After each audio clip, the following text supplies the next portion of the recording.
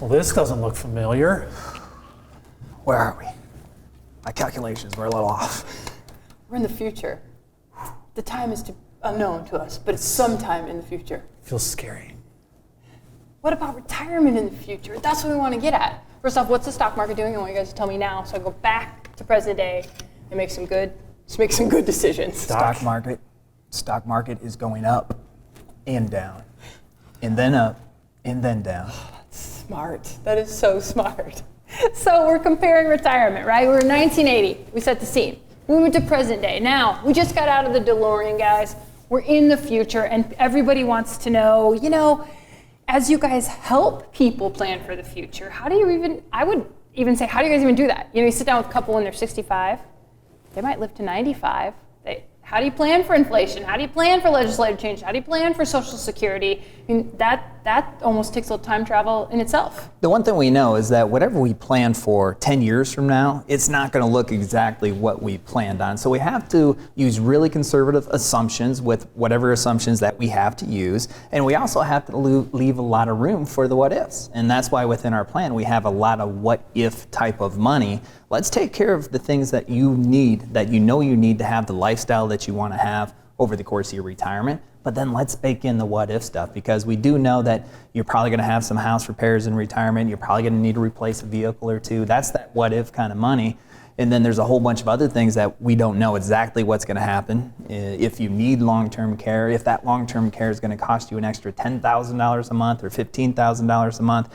I mean, we got a lot of this future stuff dialed in, but nobody really knows what that's going to be at that point. So when we build out a plan, let's focus on the stuff that we know today. Let's focus on the lifestyle that you know you want in the immediate future. And then through the plan, we'll bake in the what if scenarios, because life is going to look different 2 years from now, let alone 10 to 15 years down the road. And the good news is, Chawn isn't afraid of the future in the Back to the Future series or in real life. Doc, Jennifer, nobody calls me chicken. I'm not afraid of the future. We live the future, and I know what having a retirement plan means, and it helps us not be afraid of the future. We never know what is going to be in front of us, but we help our families manage these plans. Building a retirement plan is not a transaction.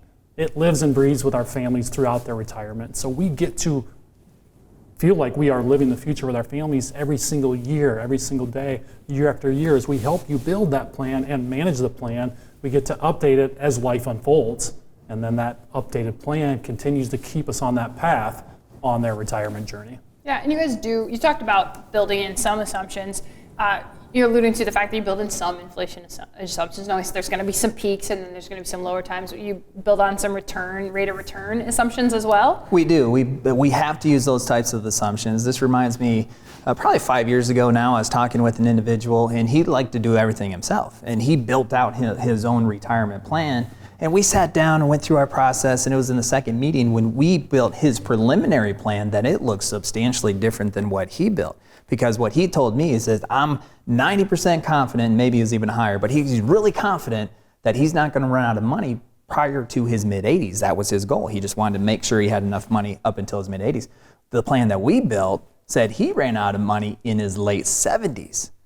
And so we compared the plans, and the calculation he forgot to put in there was inflation. And he was like, wow. It's like the light bulb flipped on. He's like, I completely missed the inflation number. So he was really grateful. We ended up working together, built him a plan that actually lasted out to 100. And so yes, we have to use inflation assumptions. We have to use portfolio return assumptions, that we want to be really conservative on the portfolio return. We want to be a little bit aggressive, if you will, on the inflation assumptions, just to make sure whatever reality actually turns out to be, that you're going to be able to live the lifestyle that you want to, regardless of what the reality is. Yeah, let's talk about the reality of learning. It's a reality. We're all in a lifelong learning process, and the Journey to Retirement workshops are a great place to take some of the things we touched on today, and there's some things we did not, and really expand on your knowledge of getting ready for retirement. We have a lot of great conversation in these Journey to Retirement workshops. For anyone who's within 10 years of retirement or beyond, this is the perfect workshop for you. We walk through the 6 components of our planning process. We talk about the risks and concerns that all the families that we're working with daily are thinking about and are concerned about. We know everything that's going to be a part of your retirement future, at least the risks and concerns. We never know what your path is going to look like, but there's so much value in that. I was just talking with an individual just this week, and he went to a Journey to Retirement workshop. He told me how his wife and him took pages of notes. They scheduled a 15-minute checkup call the very next day. So I talked to him the very next day, and we moved forward. We were going to that connection visit, and they said just going to that journey, they knew that it was a sign. They knew they needed to have a retirement plan to be able to address everything that is a part of the retirement journey. And part of what I love about the Journey to Retirement workshop is you get an idea of what goes into retirement planning. What are the components specifically and strategies that should go into an effective retirement plan, and you learn a little bit more about our philosophy and how we plan as well.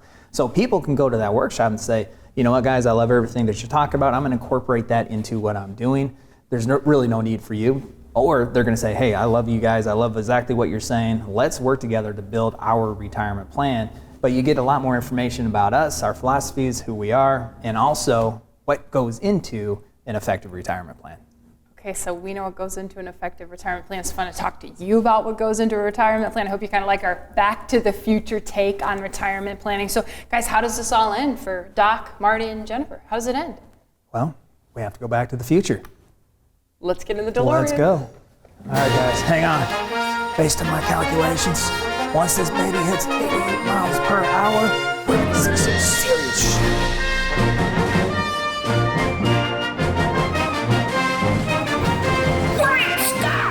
Thank you for watching this clip of Retiring Today, and don't forget to subscribe. If you have questions about your retirement plan, take advantage of the complimentary 15-minute retirement checkup phone call.